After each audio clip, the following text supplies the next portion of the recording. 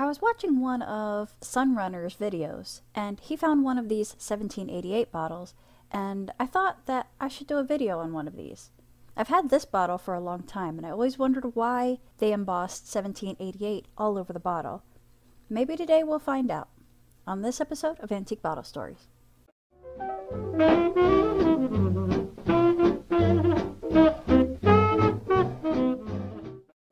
Our story starts with a guy named James Carstairs.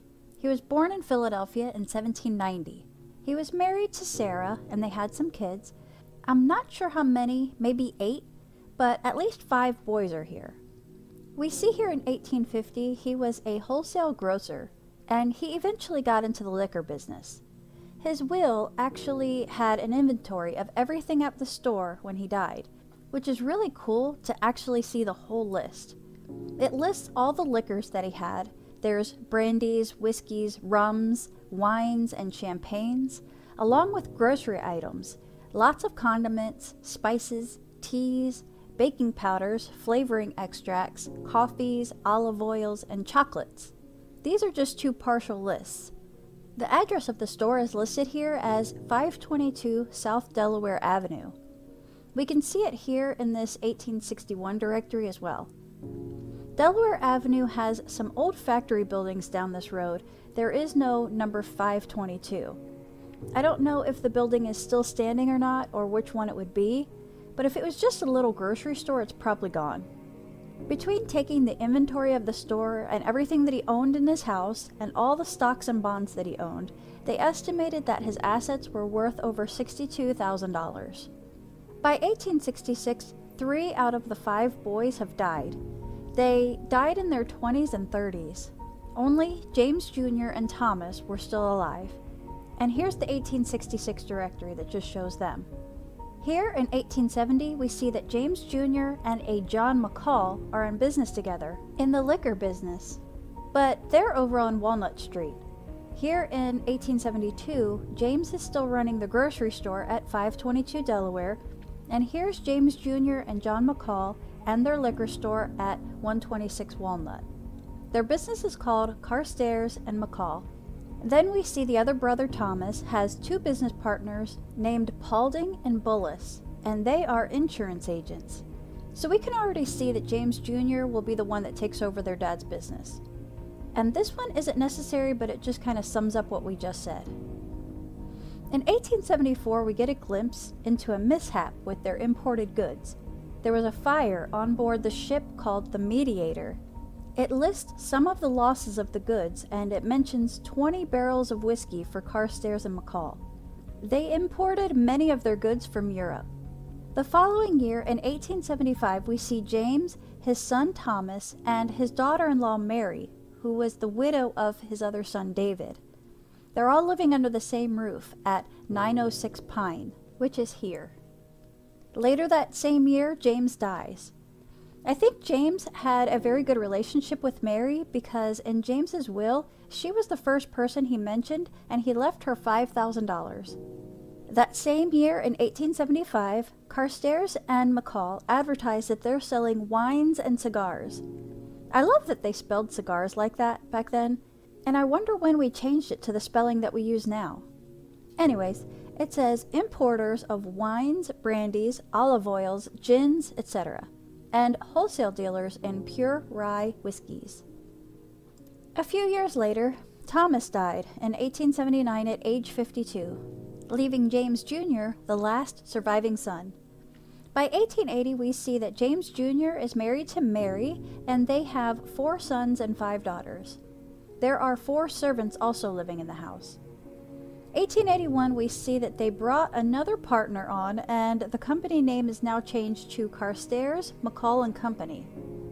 Skipping ahead to 1891, some of James's kids are now old enough to work, and they're all working with their dad. Here, let's try to keep everybody straight here.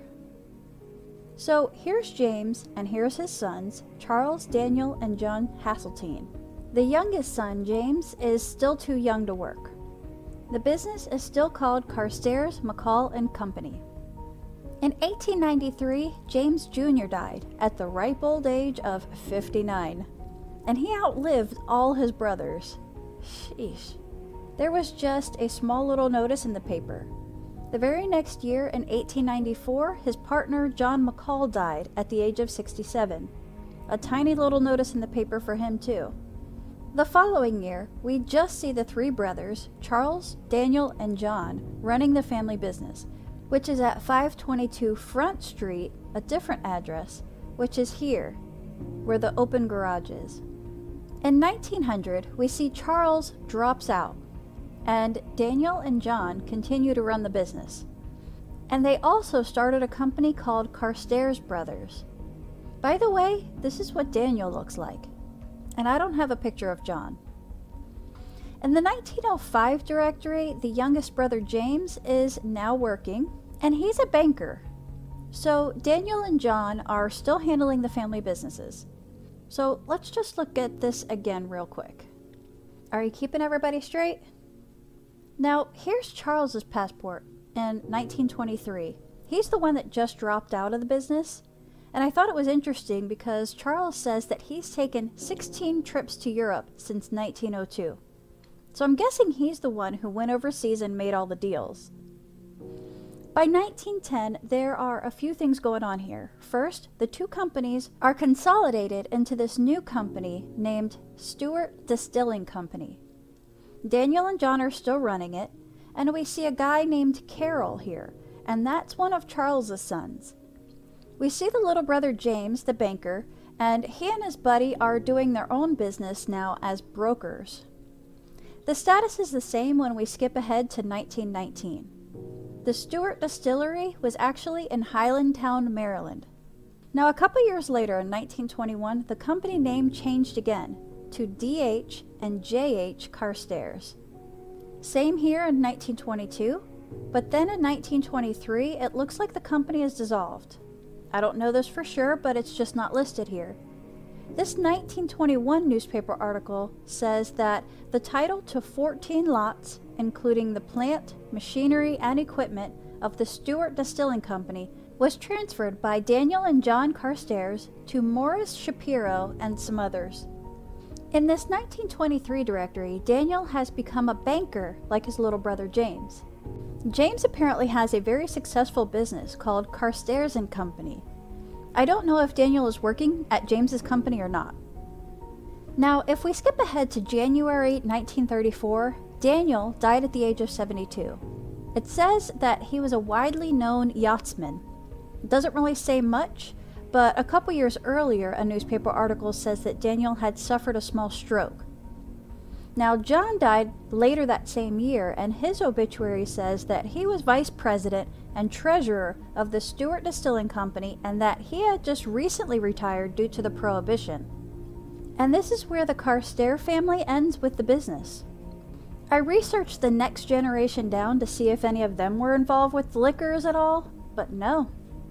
At some point after the Prohibition, Shenley bought the brand, the same guys who acquired Old Quaker, and they made it into a cheap bourbon which was popular in the 1950s. Look at this bottle in this ad in the 50s with all that embossing.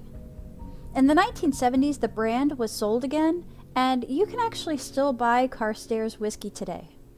So what about the 1788?